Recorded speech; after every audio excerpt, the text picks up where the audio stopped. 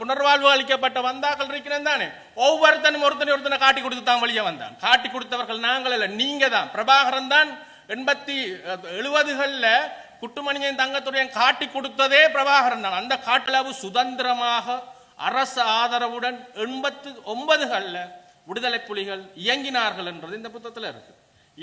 நீ இதை கேட்க வேண்டியது என்னட்ட இல்ல, உன்னுடைய தலைவன்கிட்ட. நீ போய் கேட்க வேண்டியது என்னட்ட இல்ல, உன்னை இந்த பலாத்காரமா கொண்டு போனான இருக்கிறானே அவன்கிட்ட போய் கேள். குமரன் பத்மநாபன் கேள். 1986 இருந்து ஏனைய இயக்கங்களை கொன்றொழிப்பதற்காகவும் சித்திரவதைகள் செய்வதற்காகவும் விடுதலை புலிகளால் சித்திரவதை கூடங்கள் நடத்தப்பட்டதாக இந்த அறிக்கையில் தெளிவா இருக்கு. அதை விடப்படுத்தப்பட்டு வந்து இப்ப ராணுவ புலனாய்வுடன் சேர்ந்து இயங்குகின்ற விடுதலை புலிகள், இந்த முகாமில் இருந்த விடுதலை புலிகள், இந்த முகாமில் கடத்தப்பட்டு வைத்திருக்கப்பட்ட இவ்வாறு சித்திரவதை கூடங்களை நடத்தினார்களா இல்லையா என்கின்ற ஒரு பேச்சு சமூகத்தில் உருவாகி இருக்கின்றது. நம்ப தகுந்த சர்வதேச ரீதியில் ஏற்றுக்கொள்ளப்பட்ட MDView சொந்தங்களுக்கு வணக்கம். அண்மையில் அருண் சித்தார்த்தன் அவர்கள் மல்லாவி துணுக்காயில் ஒரு விடுதலை புலிகளினால் சித்திரவதை முகாம் ஒன்று நடாத்தப்பட்டதாக, அங்கு தான் அது தொடர்பாக மேற்பார்வை செய்ய போவதாக சென்று பொதுமக்களால் அவர் கலைக்கப்பட்டிருந்தது தொடர்பான காணொளிகளை அனைவரும் பார்த்திருப்பீர்கள். இந்த நிலையில்தான் இன்றைய தினம் அருண் சித்தார்த்தன் அவர்கள் ஊடகவியலாளர் சந்திப்பு ஒன்றை மேற்கொண்டிருக்கின்றார். அந்த ஊடகவியலாளர் சந்திப்பில் இந்த துணுக்காய் வதை முகம் தொடர்பாகவும் விடுதலை புலிகள் நடாத்திய சித்திரவதை முகாம் தொடர்பாகவும் கருத்துக்களை முன்வைத்திருக்கின்றார். அவர் அந்த ஊடகவியலாளர் சந்திப்பில் தெரிவித்திருப்பது 1986 ஏனைய இயக்கங்களை கொன்றளிப்பதற்காகவும் சித்திரவதை செய்வதற்காகவும் விடுதலை புலிகளால் சித்திரவதை கூடங்கள் நடாத்தப்பட்டதாக அருண் சித்தார்த்தன் அவர்கள் இன்று கூறியிருக்கின்றார். அவர் அதனை அதாவது இந்த university teachers for the human rights என்கின்ற பல்கலைக்கழக ஆசிரியர்களின் அறிக்கையில் இந்த விடயம் தொடர்பாக உறுதிப்படுத்தப்பட்டுள்ளதாகவும் அருண் சித்தார்த்தன் அவர்கள் ஆவணத்துடன் நிரூபிப்பதாக இந்த ஊடகவியலாளர் சந்திப்பில் தெரிவித்திருக்கின்றார். அதைவிட பிரேமதாசவுடன் விடுதலை புலிகள் நெருக்கமாக இருந்த காலகட்டத்தில் தான் இந்த முகாம்கள் நடாத்தப்பட்டதாகவும் அருண் சித்தார்த்தன் இன்றைய தினம் கூறியிருக்கின்றார். அது தொடர்பான காணொளிகளை நாங்கள் தொடர்ந்து பார்க்கலாம்.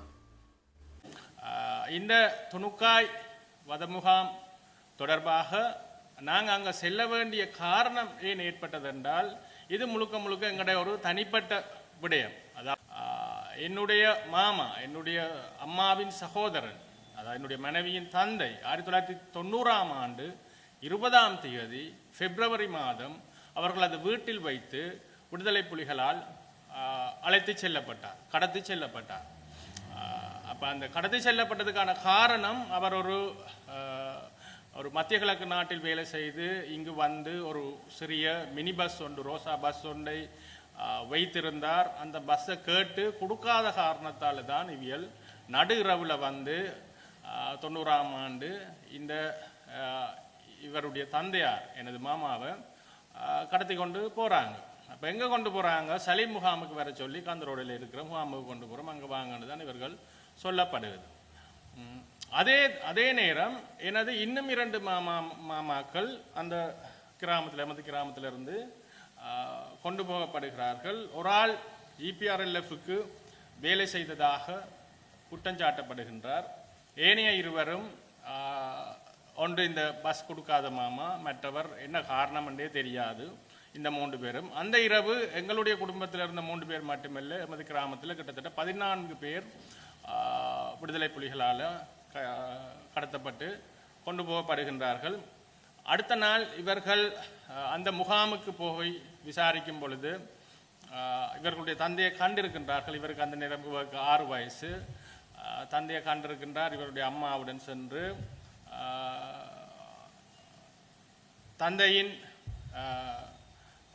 தந்தையுடன் பேசிய பின்னர் தந்தை சில பேரை சொல்லியிருக்கின்றார். ஊரில் இருக்கிற ஒரு சில பேர்கிட்ட பேரை இவர்கிட்ட போய் சொல்லுங்க, அவையால் புலிகளுடன் நெருக்கமானவர்கள், எப்படியாவது என்ன விடுவிப்பார்கள் என்று இவையால் அவையிட்ட போய் சொல்லியிருக்கணும். அடுத்த நாள் திருப்பி போயிருக்கணும். அடுத்த நாள் அங்கு அவர் இருக்கவில்லை.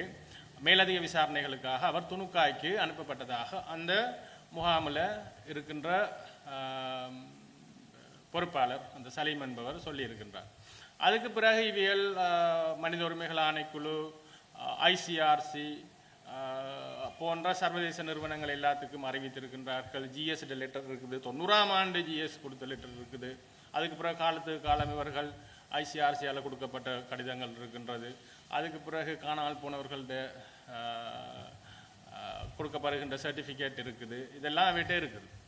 அப்போ இவ்வாறு இருக்கும் காலகட்டத்தில் அந்த துணுக்காய் முகாமில், அந்த சித்திரவதை கூடத்தில் இவருடைய தந்தையுடன் இருந்த ஒருவர், தப்பி வந்த ஒருவர் பின்னர் நாங்கள் சந்திக்கின்றோம்.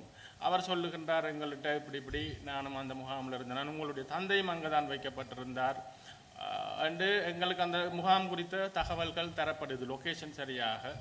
பிறகு இன்னும் ஒரு ஆள் எங்களுக்கு வெளிநாட்டில் இருந்து அவர் ஒரு புத்தகமே எழுதியிருக்கின்றார், அந்த முகாமில் இருந்து தப்பி வந்தவர். அந்த புத்தகம் எழுதியவர் எங்களுடன் தொடர்பு கொண்டு இந்த இடத்தை தருகின்றார். இதன் நிமித்தம் நாங்கள்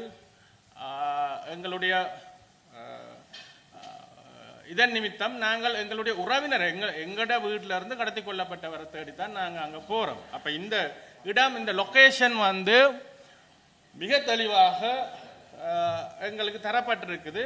இங்கே தப்பி வந்த ஆக்கள் மட்டுமில்லை, முன்னாள் விடுதலை புலிகள் புனர்வாழ்வுக்கு உட்படுத்தப்பட்டு வந்து இப்போ இராணுவ புலனாய்வினுடன் சேர்ந்து இயங்குகின்ற விடுதலை புலிகள், இந்த முகாமில் இருந்த விடுதலை புலிகள், இந்த முகாமில் கடத்தப்பட்டு வைத்திருக்கப்பட்ட வேணைய இயக்கங்களை சார்ந்தவர்கள், அவர்களுடைய குடும்பத்தை சார்ந்தவர்கள், புத்திஜீவிகள், சும்மா எழுதினத்துக்காக பேசினத்துக்காக எந்தவித காரணங்களும் இல்லாமல் சந்தேகத்தின் பேரில் கொண்டு போய் வைக்கப்பட்ட ஆக்கள் சிங்களவர்கள், இராணுவ போலீஸில் இருந்த சிங்களவர்கள் கூட இங்கே கைதிகளாக வைக்கப்பட்டிருக்கிறார்கள். இந்த ஆதாரங்களின் அடிப்படையில் தான் நாங்கள் அங்கே போனாங்க. நாங்கள் போனது எங்கட வீட்டில் நாங்கள் இழந்த ஒருவரை தேடி, அவருக்கு என்ன நடந்தது என்ற உண்மையை தேடித்தான் நாங்கள் போனாங்க. நாங்கள் அரசாங்கத்துக்கு சார்பாக போயிருந்தால் நாங்கள் இராணுவத்தோட போயிருப்போம், எஸ்டிஎஃபோட போயிருப்போம், இன்னும் 2 முழுக்க பாதுகாப்போட போயிருக்கோம். அவ்வாறு நாங்கள் போக வேண்டிய தேவை எங்களுக்கு இல்லை. நாங்கள் எங்கட வீட்டில் ஒரு ஆள் இழந்திருக்கின்றோம், ஆகவே அங்கே சென்று நாங்கள் அங்கே இருக்கிற தகவல்கள் எல்லாம் எடுத்துக்கொண்டு வரக்குள்ள அந்த பக்கத்தில் இருந்த கடையில் இருக்கிற ஒருவரின் சகோதரர், அவருடைய எங்களை அங்கே வந்து தாக்க முயற்சித்தவர்கள், அவதூறாக பேசியவர்கள் அனைவரது முகங்களும் படங்களும் வீடியோக்களில் இருக்குது. அவர்களுடைய பேர் விவரங்கள் எங்கள்கிட்ட இருக்குது. ஆனாலும் இவர்களுக்கும் எங்களுக்கும் எந்த பிரச்சனையும் இல்லை. இவர்கள் அந்த ஊர்க்காரரும் இல்லை. இவர்கள் அங்கேருந்து 8-10 கிலோமீட்டர் தள்ளி மல்லாவிலிருந்து வந்தவர்கள். இவர்கள் வந்து எங்களை பார்த்துட்டு போனார்கள். அதுக்கு முன்னுக்கு என்ன செய்கிறீங்கன்னா, நாங்கள் இப்படி ஒரு யூடியூப் வீடியோ ஒன்று எடுக்கிறோம்னா சரி என்று போயிட்டாங்க. அவர்கள் போன பிறகும் 1 மணித்தியாலத்துக்கிட்ட அங்கே நின்று எங்களுடைய வீடியோ எல்லாம் நாங்கள் முழுமையாக எடுத்துட்டு தான் வழியில் வரக்குள்ள தான் இவங்க ஒரு 10 பேர் மோட்டர் சைக்கிளில் வந்தவங்க. வந்து எங்களை தடுத்து நிறுத்தி அப்படியான அவர்களுடைய அந்த அந்த கதைகள் அது அது அது நாங்கள் பிறகு பேசுவோம். அப்போ இங்கே இருக்கல, இங்கே இராணுவம் அந்த ஆண்டு இருந்தது, இங்கே அந்த 90 காலகட்டங்கள் எங்கே எல்டிடி இருந்தது போன்ற சிறுபிள்ளைத்தனமான அவர்களுடைய கருத்துகளுக்கு வரலாறே தெரியாத வன்னியில் இந்த மாதிரி பல்லாயிரக்கணக்கான இளைஞர்கள் இவ்வாறு புலிகளால் கொண்டு செல்லப்பட்டாக்கள் கொஞ்சம் பேர் தான் அவையர். அப்போ அவையோட கதையை விட்டுட்டு இப்போ நாங்கள் அங்கே போய் தேடி போனாங்கள், போய் வீடியோக்கள் எடுத்துட்டு நாங்கள் வெளியே வந்திருக்கிறோம். இப்போ சமூகத்தில் ஒரு பேசு பொருள் ஒன்று உருவாகி இருக்குது. துணுக்காயில் ஒரு முகாம் இருந்ததா இல்லையா, விடுதலை புலிகள் இவ்வாறு சித்திரவதை கூடங்களை நடத்தினார்களா இல்லையா என்கின்ற ஒரு பேச்சு சமூகத்தில் உருவாகி இருக்கின்றது. இது பல்கலைக்கழக ஆசிரியர்கள் சங்கம் UTHR என்று சொல்லப்படுகின்ற UTHRJ, university teachers for human rights என்று சொல்லப்படுகின்ற நம்பத்தகுந்த சர்வதேச ரீதியில் ஏற்றுக்கொள்ளப்பட்ட மார்டின் ஏர்னல்ஸ் என்று சொல்லப்படுகின்ற 10 உலகளாவிய சர்வதேச மனித உரிமை அமைப்புகள், amnesty international, human rights watch போன்ற 10 அமைப்புகள் சேர்ந்து விருது கொடுத்த பல்கலைக்கழக பேராசிரியர்கள் எழுதிய ஆவணம். Professor Rajan Thiranagama, professor Rajan Hoole, professor Gopalasingam Sritharan, professor Daya Somasundaram ஆகிய பேராசிரியர்களும் அவர்களுக்காக நட்லாவிய ரீதியில் 300க்கும் மேற்பட்ட அகடமிக்ஸ் என்று சொல்லப்படுகின்ற இன்டெலெக்சுவல்ஸ், புத்திஜீவிகளும் இணைந்து வேலை செய்த மிக நம்பத்தகுந்த ஆவணம் இது. இவர்கள் தான் முறிந்த பணி புத்தகத்தை எழுதினது. இந்த புத்தகம் எழுதிய காரணத்துக்காக பல்கலைக்கழகத்துக்கு முன்னால் ராஜனித்தூர் சுட்டுக் கொல்லப்பட்டார். இவர்களுடைய இந்த அறிக்கையில் இது மாதிரி பல அறிக்கை இருக்கு. இந்த அறிக்கையில் மிக தெளிவாக அவர்கள் LTT started mass detention centers was after disseminates in rival group from mid 1986. 1986 இருந்து ஏனைய இயக்கங்களை கொன்றொழிப்பதற்காகவும் சித்திரவதைகள் செய்வதற்காகவும் விடுதலை புலிகளால் சித்திரவதை கூடங்கள் நடத்தப்பட்டதாக இந்த அறிக்கையில் தெளிவாக இருக்கு. அதை விட துணுக்காய் சம்பந்தமாக துணுக்காய் என்கின்ற பெயர் சொல்லி துணுக்காய் எங்க இருக்குது, துணுக்காயில் எவ்வளவு பேர் இருந்தார்கள், துணுக்காய் முகாம் எப்படி இருந்தது, முகாமுடைய முகாம் நடத்தப்பட்ட விதம் போன்ற சகல விடயங்களும் இந்த university teachers for human rights என்று சொல்லப்படுகின்ற பல்கலைக்கழக ஆசிரியர்கள்ட்ட அறிக்கையில இருக்குது. சரியா? த எல்டிடி பிரிசனர்ஸ், விடுதலை புலிகளால் வச்சிருக்கப்பட்ட சிறை கைதிகள். During much of 1990, the taking of prisoners was blatant. Ordinary members of the public were aware of it and much information was readily available. During the IPK presence in late 1989, the LTT manned checkpoints on routes to northeast along with Sri Lankan forces. அதாவது பிரேமதாசாவோடு இவர்கள் மிக இணக்கமாக இருந்த காலகட்டத்தில் தான் இந்த முகாம்கள் நடத்தப்பட்டிருக்குது. Before the war on June 90, Tamil detainees by LTT in Colombo were taken to the north. கொழும்புல இருந்து கூட தங்களுக்கு எதிரானவர்களை பிரேமதாசாவின் முழுமையான ஆசீர்வாதத்துடன் துணுக்காய்க்கு கொண்டு செல்லப்பட்டிருக்கின்றார்கள். North, chained to their seats in particular night passenger coaches. These went through checkpoints of the Sri Lankan forces. The prisoners were collected Parandan by the LTT pickup in the early hours of the morning and other passengers proceed to Jaffna. This was the time that people became aware of the LTT prison complex at Tunukkai. Right? கொழும்பில் இருந்து கொண்டப்பட்டவர்கள் பரந்தன்ல இறக்கப்பட்டு பரந்தன்ல இருந்து துணுக்காய்க்கு கொண்டு செல்லப்பட்டிருக்கின்றார்கள். Following the withdrawal of IPK from the Jaffna on February 1990 and before the war of June Sunday 690 ஜூன்ல Sunday ஆரம்பிக்கிறதுக்கு முன்னுக்கு LTT centers in Jaffna where relatives of those detained could make inquiries. அதாவது யாழ்ப்பாணத்திலிருந்து கொண்டு போற ஆட்களுன்ற தகவல்களை பெறத்துக்கண்டே ஒரு முகாம் உருவாக்கப்பட்டு அங்க போய் இந்த தகவல்களை பெற்றுக்கொள்ள முடியும் என்று இருக்குது. Matter the scale of the problem. இதில் அடுத்த Thunukkai at the best estimate we have it based on putting the number of prisoners once held at துணுக்காயில் எத்தனை பேரை வைத்திருந்தார்கள் என்றும், அதாவது துணுக்காய் 3000, அதாவது 3000க்கு மேற்பட்டவர்கள் இங்கு வைக்கப்பட்டிருக்கிறார்கள் இந்த யூனிவர்சிட்டி டீச்சர்ஸ் ரிப்போர்ட் சொல்லுது. This figure is based on numbers given by various sources together with an escape description of the camp. அதாவது இந்த கேம்ப்ல இருந்து இந்த முகாமில் இருந்து தப்பி வந்தவர்கள், அந்த முகாமில் இருந்த முன்னாள் விடுதலை புலிகளால் தண்டிக்கப்பட்ட புலிகள், சரியா, புலிகளுடைய தளபதிகளை கூட கொண்டே சிறைச்சாலையில் வச்சிருக்குது. அவர்கள் ஏனைய சர்வதேச தேசிய ஹியூமன் ரைட்ஸ் மனித உரிமை உறுப்பினர்கள், ஏனைய மாட்டு இயக்கம் என்று சொல்லிகள் கொண்டு போனார்கள், அவர்களுடைய உறவினர்கள், புத்திஜீவிகள், இன்டலெக்சுவல்ஸ், சும்மா சாதாரண காரணங்களுக்காக, தனிப்பட்ட காரணங்களுக்காக கூட இங்கு கொண்டு செல்ல இது ஒரு ரிப்போர்ட் இல்ல, 3-4 ரிப்போர்ட் பிரீஃபா மிக ஆழமாக ஒவ்வொரு இவர்களுடைய அந்த சித்திரவதை கூடத்தை பற்றி மிக நுணுக்கமான அந்த கட்டிடத்தில் எத்தனை காவல் அரண்கள் இருந்தது, எத்தனை பேர் காவலுக்கு இருந்தார்கள் என்கின்ற தகவல்கள் கூட இந்த ரிப்போர்ட்ல இருக்கு. ரைட், இது யூனிவர்சிட்டி டீச்சர்ஸ். இது அம்னஸ்டி இன்டர்நேஷனல் என்று சொல்லப்படுகின்ற சர்வதேச, இன்றைக்கும் ஐக்கிய நாடுகள் சபையில பெர்மனன்ட் நிரந்தர அறிக்கை பீரோ வச்சிருக்கிறது. இவர்கள் சொல்றதுதான் ஐக்கிய நாடுகள் சபையை கேட்கிற சர்வதேச மன்னிப்பு சபையில ரிப்போர்ட் இது. இந்த ரிப்போர்ட் இந்த சர்வதேச மன்னிப்பு சபை உறுப்பினர் 1991 ஜூன் மாதம் இலங்கைக்கு 2 கிழமை விசிட் பண்ணி அவர்கள் இலங்கைக்கு இந்த இடங்கள் எல்லாம் விசாரிச்சு இந்த இடங்கள் எல்லாம் போய் பல நூறு பேரை பேட்டி கண்டு பல நூறு பேரை பார்த்த பிறகு வெளியிட்ட இந்த அறிக்கையில மிக தெளிவாக ரைட் துணுக்கா முகாம் பற்றி சொல்லப்பட்டிருக்குது.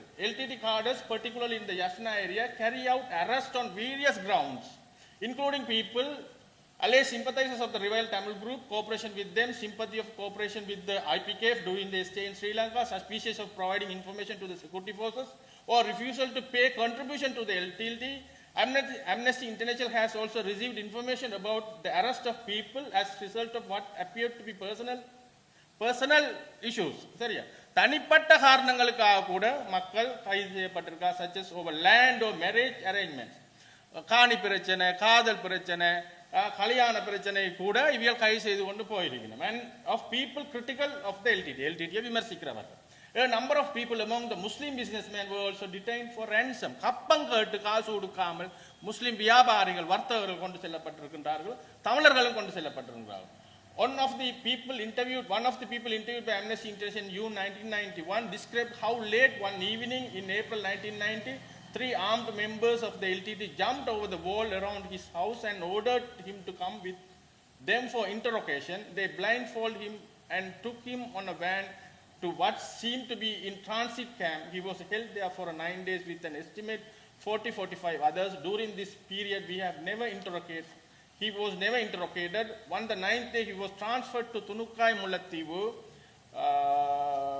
district, where one of the largest places of detention of the LTT at this time was established. Tunukai LTT detention camp was situated in the former premises of Paddy Marketing Board stores. The majority of the prisoners were held in the large covered area, which was divided into individuals. Right? அந்த இடம், அந்த துணுக்காய் இல்ல சித்திரவதை கூடம் வச்சிருக்கப்பட்டது படி marketing போர்டுக்கு, அதாவது net சந்தைப்படுத்தும் அதிகார சபைக்கு சொந்தமானது என்பது கூட இந்த சர்வதேச மன்னிப்பு சபையிட அறிக்கையில தெரிவிக்கப்பட்டிருக்குது. அப்ப துணுக்காய் சம்பந்தமான அறிக்கைகள் விரவி கிடக்குது. இது துணுக்காயிலிருந்து தப்பி வந்த ஒருவர் இன்று கனடாவில் வசிக்கின்றார். அவர் அந்த காலகட்டத்திலேயே எழுதின ஆயுதங்க மேல் காதல் கொண்ட மனநோயால் என்ற புத்தகம். அதே மாதிரி இந்த அறிக்கை வந்து Vietnam LTD run Vietnam style torture camp. இது அந்த முகாமில் இருந்து தப்பி வந்த ஒரு போலீஸ் அதிகாரி எழுதின அறிக்கை. அந்த போலீஸ் அதிகாரி இன்னும் உயிரோடன் இருக்கின்றார். சரி, அப்படி இது பல்வேறு தரமான பல்வேறுபட்ட அறிக்கைகள் எங்கள்கிட்ட இருக்குது. இதை நாங்கள் நிரூபிக்கிறதுக்கு ரெண்டாவது காலகட்டத்தை இவர்கள் சொல்கின்றார்கள். அது 90களில் 91களில் விடுதலை புலிகள் எல்லாம் காட்டுக்குள்ளே போயிருந்தார்கள் என்று. இப்போ சொல்கிறார்களுக்கு நாங்கள் சொல்லுறோம், வரலாறு போய் அப்பன் ராசா வடிவா படித்து கொள்ளுங்க. 88ஆம் ஆண்டு டிசம்பர் மாதம் 18ஆம் தேதி பிரேமதாசா அவர்கள் இலங்கையில் நடந்த தேர்தலில் வெற்றி பெற்று ஜனாதிபதியாக 19ஆம் தேதி அறிவிக்கப்படுகிறார். 89ஆம் ஆண்டு ஜனவரி மாதம் கண்டி தலதா மாளிகையில் இவர் சத்தியப்பிரமாணம் செய்கின்றார். அந்த தனது கன்னியுரையிலேயே இவர் விடுதலை புலிகளை பேச்சுவார்த்தைக்கு அழைக்கின்றார். இங்கால தென்னிலங்கையில் ஜேபி கிளர்ச்சி நடந்து கொண்டு 2 தரப்பையும் பேச்சுவார்த்தைக்கு அழைக்கின்றார். கிட்டத்தட்ட 15 நாட்கள் கழித்து விடுதலை புலிகள்ட லண்டன்ல இருந்து ஃபேக்ஸ் பண்ணினோம், நாங்கள் பேச்சுவார்த்தைக்கு தயாரண்டு, தங்களுடைய செக்யூரிட்டி, தங்களுடைய டிமாண்ட், அவர்களுடைய நிபந்தனைகள், அவர்களுக்கு என்னென்ன தேவை என்ற சம்பந்தமாக மேற்கொண்டு பேசுவோம் என்று ரஞ்சன் விஜயரத்ன ஒருதலை பட்சமாக யுத்த நிறுத்தத்தை அறிவிக்கிறார். யுத்த நிறுத்தம் அறிவிப்பது நூடாக இவர்களுக்கு அவர்கள் தெளிவாக சொல்கின்றார்கள், உங்களுக்கு என்னென்ன தேவையோ அவ்வளத்தை நாங்கள் செய்து தருவோம், நீங்கள் பேச்சுவார்த்தைக்கு வாங்கண்டு. அதுக்கு பிறகு 89ஆம் ஆண்டு ஜனவரி, பிப்ரவரி, மார்ச், ஏப்ரல், மே 89ஆம் ஆண்டா இந்த காலகட்டங்களில் மிக இணக்கமாக 9 ரவுண்ட் பேச்சுவார்த்தைகள் சுச்சரித்து எண்ணப்படுகின்ற பிரேமதாசோட வீட்டில் நடைபெறுகிறது.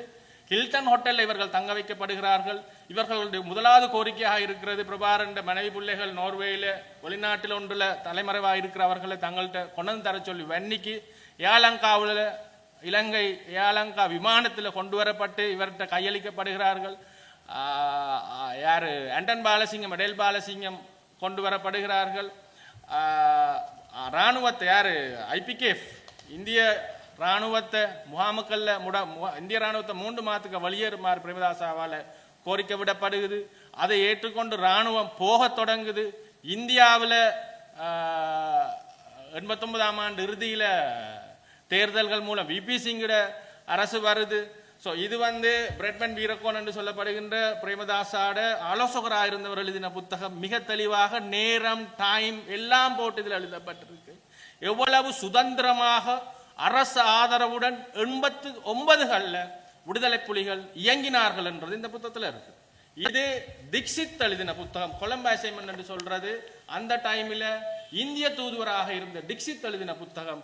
தீக்ஷித் மிக தெளிவாக சொல்றார், பிரேமதாசா இவர்களுக்கு காசும் கொடுத்து ஆயுதங்களும் கொடுத்து எவ்வளவு இந்த நாட்டில் சுதந்திரமாக 89, 90களில் புலிகள் இயங்கினார்கள் என்று. இங்க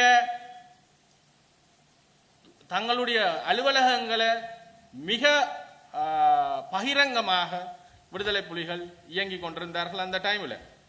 சரி, அப்போ இந்த ஆதாரங்கள் எல்லாத்தையும் வாசிங்கன்னு நாங்கள் கேட்டுக்கொள்ள. இந்த வரலாறு தெரியாமல் 89 எங்கே இருந்துச்சுன்னா 90 எங்கே இருந்துச்சுன்னா போன்ற கேள்விகள் கேட்குற சிறு பிள்ளைகளுக்கு சொல்கிறேன், நீங்கள் வாசிங்க, இல்லாட்டி வாங்க நீங்கள் டிபேட்டுக்கு, இதெல்லாம் நாங்கள் தாரம் உங்களுக்கு அடித்து எடுக்க வழி இல்லாட்டிக்கு வாசித்து தெரிஞ்சு கொள்ளுங்க. 89 90களில் புலிகள் மிக ஆக்டிவாக பிரேமதாசாவோட இணைஞ்சு வேலை செய்து கொண்டிருந்தார்கள். ஆரம்ப காலங்களில் இந்திய இராணுவத்துடன் இணைந்து வேலை செய்து கொண்டிருந்தார்கள். 90களில் நடுப்பகுதிக்கு பிறகுதான் இங்கே அந்த யுத்த நிறுத்தம் உடைஞ்சு யுத்தம் ஆரம்பிக்கப்பட்டது. அது வரைக்கும் இவர்கள் மிக இலகுவாக தங்களோட வேலையை கொழும்புல இருந்து தங்களுக்கு பிடிக்காத ஆக்களை கைது செய்து கொண்டு வர அளவுக்கு பவர்ஃபுல்லாக இருந்தது தான் இந்த இது. அப்போ நாங்கள் ஆதாரங்கள் தந்திருக்கிறோம். இப்போ எங்களுக்கு தேவை என்னன்னா, எங்கட வீட்டில் எங்கட வீட்டில் புலிகளால் கொல்லப்பட்டவர்களுக்கு நியாயம் வேணும். எங்களுக்கு நீங்கள் செம்மணியில் தோண்டினாலும் சரி, வேறு எங்கனையும் போய் அதை எங்கிட்ட கேட்காதீங்க. எங்கிட்ட அருண் நீங்கள் ஏன் செம்மணி தோன்ற நேரம் இதை பேசுறீங்கண்டா, பாதிக்கப்பட்ட நான் எப்ப இதை பேச வேணும் என்றதை முடிவு செய்யறது நான். நீ சொல்ற நேரத்துக்கு நான் கேட்க வேண்டிய அவசியம் இல்லை. எனக்கு எப்ப தோணுது, என்னால் எப்ப இந்த இதுக்கான இந்த அநீதிக்கான நீதியை பெற்றுக்கொள்ள முடியும் என்று நான் நம்புகின்றேனோ அந்த நேரத்தில் நான் கேட்பேன். இதை இது அருண் நீங்க இதை இப்ப நீங்க துணுக்காய பேசுனீங்கன்னா செம்மணி நீர்த்து போகும். எவ்வாறு நாங்க திருப்பி எப்படி செம்மணி நீர்த்து போகும்? ஜட்ஜ் சொல்ல போறாரு, அருண் துணுக்காய தோண்ட சொல்றாரு, அப்ப நாங்க இதை மூடி வச்சுட்டு அதை போய் தோண்டணும்னு சொல்ல போறேன். என்ன முட்டாள்தனமான கேள்வி சொல்லுங்க பாப்போம். பிறகு அதில் ஒரு இளைஞன் என்னட்ட வயிற்ற தூக்கி காட்டி கேட்கிறார், நான் விடுதலை புலிகள் இருந்து நான் என்னையும் பலாத்காரமாக தான் கொண்டு போனது, இன்றைக்கு நீ பென்ஸ் கார்ல வந்திருக்கிற, நான் பிச்சு எடுக்கிறேன் என்னட்ட. நீ இதை கேட்க வேண்டியது என்னட்ட இல்லை, உன்னுடைய தலைவன்கிட்ட. நீ போய் கேட்க வேண்டியது என்னட்ட இல்லை, உன்னை இந்த பலாத்காரமாக கொண்டு போனான இருக்கிறானே அவன்கிட்ட போய் கேள். குமரன் பத்மநாபன்ட்ட கேள். இலங்கை விடுதலை புலிகள் 2வது தலைவராக இருந்த குமரன் பத்மநாபன் இன்றைக்கு 15-16 டிஃபெண்டரோட மிக சொகுசாக அரசு பாதுகாப்புல வாழ்றாரு. அப்ப ஏன் அவர்கிட்ட நீங்க போய் கேட்கல? அதை ஒவ்வாறு எந்த அரசாங்கம் வந்தாலும் அவரை தண்டிக்கல. அப்ப அவர் எப்படி உங்களுக்கு துரோகியாகாமல் போனார்? நாங்கள் எங்களுடைய உழைப்பின் ஊடாக நாங்க வந்தோம். இப்ப பிரேமதாசாட்ட நீங்க காசு வேண்டேலும், பிரபாகரன் பிரேமதாசாட்ட காசு வேண்டேலும், பிரேமதாசாட்ட ஆயுதம் வேண்டேலும், இந்திய ராணுவத்தை வேண்டேலும், என்ன மஹிந்த ராஜபக்சட்ட வேண்டேலும், மாத்தியாவை காட்டி கொடுக்கலும், மாத்தியாவோட 700 பேரை கொண்டே கொலை செய்யலும். நீங்க எங்களுக்கு சைனட்டை தந்துட்டு வெள்ளக்கொடியோட என்னத்துக்கு நீங்க போய் சரணடைஞ்ச? நீங்க உங்களுடைய தலைவர்கள் சரணடையலாம் வெள்ளக்கொடியோட போய். நடேசனும் புலித்தவன் நாங்க சைனட் அடிச்சு சாகவன். சூசைட மனைவியும் தமிழ்ச்செல்வன் மனைவியும் என்னென்னு வெளிநாட்டுக்கு போய் சொகுசா இருந்தான்னு நீ கேட்டிருக்கியா? என்னட்ட கேட்ட நீ அவேட்டியில் போய் கேட்கணும். என்னென்னு நீங்க வெளிநாட்டுக்கு போனீங்க இவ்வளவு சொகுசா? 12,500 பேர் முன்னாள் விடுதலை புலிகள் புனர்வாழ்வு அளிக்கப்பட்ட வந்தாக்கள் இருக்கிறேன் தானே. ஒவ்வொருத்தனும் ஒருத்தனை காட்டி கொடுத்து தான் வெளியே வந்தான். காட்டி கொடுத்தவர்கள் நாங்கள் அல்ல, நீங்க தான். பிரபாகரன் தான் 70-70களில் குட்டுமணியன் தங்கத்துறையன் காட்டி கொடுத்ததே பிரபாகரன் தான். அந்த காட்டி கொடுப்பின் வரலாறு தான் இது. நீங்க எங்களுக்கு வரலாறு சொல்லித்தர தேவையில்லை. இங்க தமிழர் அரசியல் 2ஆ தான் இருக்குது. ரைட்டா? ஒன்று புலி ஆதரவு அரசியல், இன்னொன்று புலி எதிர்ப்பு அரசியல். நாங்கள் எந்த இடத்துல இருக்கிறோன்றதை நாங்க தீர்மானிச்சிட்டோம். புலிகளால் பாதிக்கப்பட்ட சகல பேரை நாங்கள் ஒன்றிணையுமாறு கோரிக்கை விடுக்கின்றோம். அல்ஃபிரட் துரைப்பால இருந்து, அமிர்தலிங்கத்திலிருந்து, சென்ட்ரல் காலேஜ் பிரின்சிபல்ல இருந்து, சென்ட் ஜோன்ஸ் பிரின்சிபல்ல இருந்து, இவ்வாறு வகதொகை இல்லாமல் செல்வியில இருந்து, ராஜினி திருநகமையில இருந்து வகதொகை இல்லாமல் புத்திஜீவிகளும் சாதாரண மக்களும் படித்தவர்களும் கொன்றொழிக்கப்பட்டார்கள். எவ்வித காரணங்களும் இல்லாமல் அவர்களுடைய பிள்ளைகளை எல்லாரையும் நாங்கள் அவர்களுடைய உறவினர்கள் ஏனைய EPRLF, PLOTE, TELO, ENDLF, TNA இவ்வாறு இங்கிருந்த 37 இயக்கத்தின் டிக்சித்தின் புத்தகத்தில் இருக்கு. இந்த இருக்கு 37 Tamil political and militant groups active at one point between 1977 to 1989. 77ஆம் ஆண்டு கிட்டத்தட்ட 37 ஆயுத குழுக்கள் இந்த மண்ணுக்காக, விடுதலைக்காக ஆயுதம் தாங்கியவர். அவர்களை கொன்றொழித்தது யார்? நாங்க கேட்கிறோம். அந்த 37 குழுக்கள்லையும் நான் நினைக்கிறேன் 37ஐயுமே இல்லாமல் ஆக்கினது விடுதலை புலிகளா இருக்கும். இந்த போராட்டம் ஒரு விடுதலை போராட்டமே இல்லை, இது ஒரு தனிக்கர அதிகார சர்வாதிகார போராட்டம். இது விடுதலை புலிகளின் தலைவருக்கும் விடுதலை புலிகளுக்கும் யார் ரோல் மாடலாகவும் ஹீரோவாகவும் ஏற்றுக்கொண்டனா ஹிட்லர். அவர்களுடைய வணக்கம் வைக்கிற ஸ்டைல்ல இருந்து எல்லாமே ஹிட்லர். அது பாசிச சித்தாந்தம். இந்த பாசிச சித்தாந்தத்தை எங்களுக்கு காட்ட முயற்சிக்காதீங்க. நாங்கள் எங்கட வீட்டில் காணாமல் ஆக்கப்பட்டாக்களை நாங்களும் தேடுறோம். நாங்கள் எப்ப தேடணும், எங்க தேடணும்ன்றது நாங்க தான் முடிவு செய்யறது. நீங்க எங்களுக்கு சொல்ல தேவையில்ல. இன்றைக்கு அரசாங்கம் தான் செம்மணியில தோண்டுது. அரசாங்கம் தான் காசு கொடுத்துருக்கு செம்மணில தோன்றதுக்கு. புலிகள்ட காலத்துல எங்களுக்கு வாய் துறக்கேலுமா? அப்ப அரச பணத்துல தான் நீங்க தோண்டி கொண்டிருக்கிறீங்க. இன்னொன்று மெட்டது இன்னொன்று எங்கிட்ட அந்த சிறுபிள்ளைத்தனமான வாதம் ஒன்று. நீங்க இப்படி அருண் ஒரு பயங்கரவாத இயக்கத்தையும் அரசு செய்த குற்றத்தையும் சமனாக்குறீங்க. அரசுகளுக்கு கூட பொறுப்பு இருக்குது. சரி, எங்களுக்கு இந்த பைலா கதையெல்லாம் தேவையில்லை. நாங்க சமனாக்கல் நாங்க சொல்றோம் விடுதலை புலிகள் வந்து செய்தது இன்னும் கூட. அரசு ஒன்றுக்கு எதிராக போராடுறதுக்கு வழிமுறை இருக்கு, சிஸ்டம் இருக்கு. அரசு ஒன்று காணாமல் ஆக்கினா எங்களுக்கு போராடலாம். ஐக்கிய நாடுகள் சபைக்கும் வரைக்கும் செல்ல. செம்மணியில கிருஷாந்தி குமார் சுவாமி என்கின்ற மாணவியிட மரணம் 6 பேர் மரண தண்டனைக்கு உட்படுத்தப்பட்டார். 6 பேருக்கு மரண தண்டனை கொடுக்கப்பட்டது ராணுவ வீரர்கள், ஒரு போலீசார். 3 பேருக்கு 20 வருஷ ஆயுள் தண்டனை, 20 வருஷ தண்டனை கொடுக்கப்பட்டது. ரைட்டா? ஆனா எங்கட வீட்டுல காணாமலாக்கப்பட்டவனுக்கு என்ன நடந்தது? அவனை இன்றைக்கு நீங்க யார்கிட்ட கேட்குறீங்கன்னா யார்கிட்ட 12,500 பேர் வெளியே வந்து நிற்கிறார்கள். என்ன புலிகள் இல்லாமல் எலிகளா? சரி, 10,000 விடுவோமே வலுக்கட்டாயமா கொண்டு போனப்பட்ட ஆக்கள் மிச்சம் 2,500 என்ன சும்மா இருந்த ஆக்களா? அப்ப இவர்களுக்கு தண்டனை வழங்கியார். தண்டனை வழங்கினது அரசுக்கு எதிராக கிளர்ச்சி செய்தது. ரைட்? State was terrorist. ரைட்டா? இவர்கள் சாதாரண மக்களுக்கு செய்த குற்றங்களுக்கு இவர்கள் தண்டிக்கப்படல. எங்களை மாதிரி சாதாரண மக்களுக்கு சரியா நிறைய பேர் இன்றைக்கு வாய் துறக்க இல்லாம இருக்கிறார்கள். இவர்களுக்கு பின்னால் ஒரு பெரிய ஒரு மாஃபியா ஒன்று இயக்கி கொண்டிருக்கின்றது. சரி, அந்த மாஃபியாக்கு பயந்து சனம் இன்றைக்கு கதைக்க முடியாமல் இருக்கு. ஸோ அந்த மக்கள் எல்லாருக்கும் சொல்ற இது 238 KKS ரோட் என்னுடைய ஆபீஸ். இங்க நாங்கள் விடுதலை புலிகளால் பாதிக்கப்பட்ட ஆக்களுக்கு நீதி கிடைக்கிறதுக்காக போராடுறதுக்கான இடம் இருக்குது. நீங்க எங்கள்கிட்ட வாங்க, நாங்க உங்களுக்கு அதுக்கான வழிகளை காட்டித்தாரோம்.